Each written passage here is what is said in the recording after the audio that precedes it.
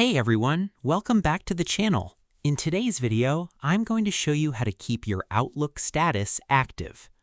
If you've ever been actively working on your computer only to notice that Outlook or Microsoft Teams suddenly changed your status to away, you're definitely not alone. This happens because Outlook presence is tied directly to Microsoft Teams activity, and sometimes inactivity timers, locked screens, or background behavior can automatically switch your status even while you're still working. In this tutorial, I'll walk you through how to manually set your status to available using Outlook on the web, explain how Outlook and Teams presence syncing works, and share a few useful tips that can help keep your status active more consistently. Let's get started.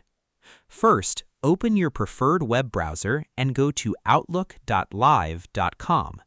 Once the Outlook page loads, sign in to your Microsoft account if needed. After logging in, you'll arrive at your Outlook inbox. Now take a look toward the upper right corner of the screen. You should see the Microsoft Teams icon somewhere in the Outlook header area near your profile picture. Go ahead and click on it. This opens the integrated Teams experience directly inside Outlook. This is important because Microsoft Teams controls your online presence across Microsoft 365 apps, including Outlook, Calendar, and Chat. Next, look toward the upper right section of the Teams panel and click your profile picture or initials. This opens your Account and Presence menu.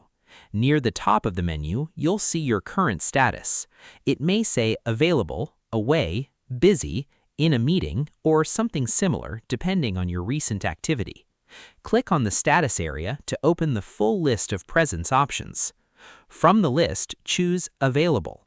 As soon as you click it, you should see a green status indicator appear next to your profile picture. This confirms that Teams and Outlook now recognize your status as active and available.